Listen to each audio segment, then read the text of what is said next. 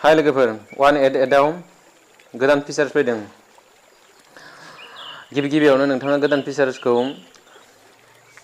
Enjoy खालामनो थाखाय गिबियावनो नोंथाङा OneAid एपखौ आपडेट खालामना लाग्रोनांगोन। प्ले स्ट'राव थांनानै आपडेट खालामग्रोना लाग्रोनांगोन नोंथाङा। बेनि उनाव नोंथाङा बे गोदान फिचार्सखौ एन्जय खालामनो हागोन। बे गोदान फिचार्सआनो जाहैबाय मबाइल नङाबा टिभि रिचार्ज खालामनो हायो नोंथाङा डाइरेक्टनो OneAid एप बेलेन्सनिफ्राय। दानिया जोङो OneAid एपआव थांनि।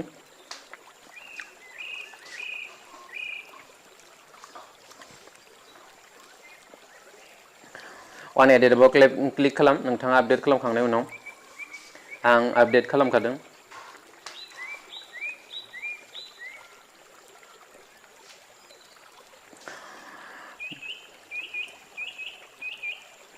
बे रिचार्जआव नोंथाङा क्लिक खालाम।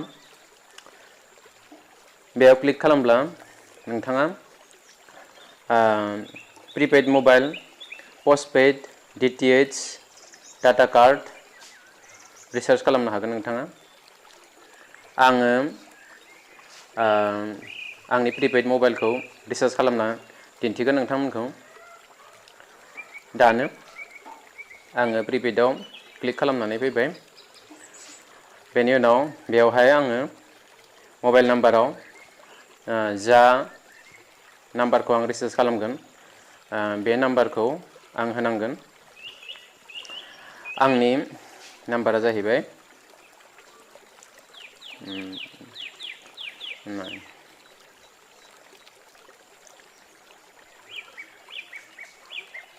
आंनि नाम्बारा जाहैबाय 9957474771।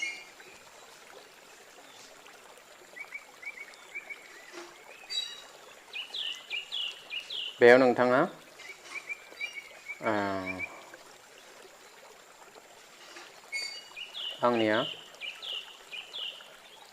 आङो बेवहाय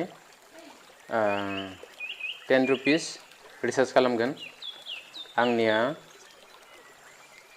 एकाउन्ट्स बेलेन्सआ 66 रां दङ।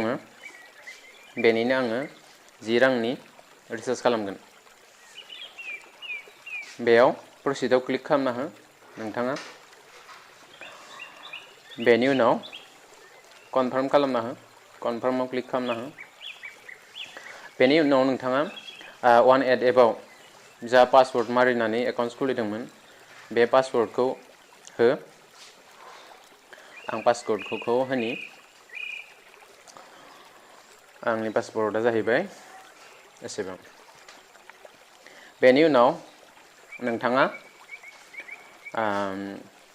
साबमिटआव क्लिक खालामनांगोन। आं साबमिटआव क्लिक खालामबाय।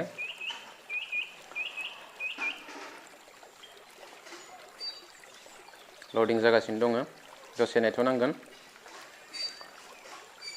लडिं जागासिनो। नै जाबाय लोगोफोर, 10 रां रिचार्ज साक्सेसफुल। 10 रां आंनि मबाइल नाम्बाराव हाबबाय। नै लोगोफोर, लोगोनो मेसेज फैदों, 10 रां आंनि बेलेन्सआव एड जाबाय। मेसेजखौ आं क्लिक खालामना दिन्थिनि नोंथांमोननो।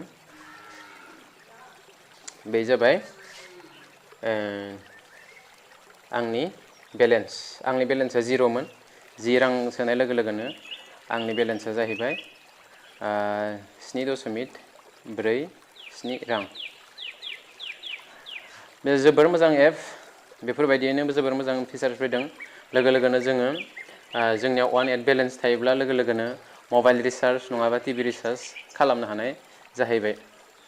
डाइरेक्टनो जोङो मबाइल रिचार्ज नङाबा टिभि रिचार्ज खालामनो हायो। दानि मबाइल रिचार्ज खालामनाय बायदिनो जों टिभिखौबो बेफोरबायदिनो बे एखे मेथडजोंनो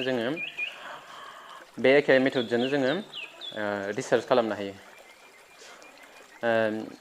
नोंथांनि टिभिया मा कम्पानिनि बे कम्पानिखौ सायख'नानै नोंथाङा बेयाव टेप खालामनानै कम्पानिया नोंथांनिया जि कम्पानि बेयाव टेप खालामना नोंथाङा बे मबाइल रिचार्ज खालामनाय बायदि एखे मेथडजोंनो नोंथाङा टिभिखौबो बेफोरबायदिनो रिचार्ज खालामनो हायो। आं दा टिभि रिचार्ज खालामथ'वा, आंनि बेलेन्सा खम, बेनिखायनो आं दा टिभि रिचार्ज खालामथ'वा। उनफोराव आं टिभि रिचार्ज खालामोब्ला टिभि रिचार्ज खालामनायनि भिडिअखौबो आं नोंथांमोननो खालामनानै होगोन आरो नोंथांमोना नोंथांमोननियाव वान एड एपआव बेलेन्स दङब्ला टिभिबो रिचार्ज खालामनो हागोन। जोबोर मोजां एप।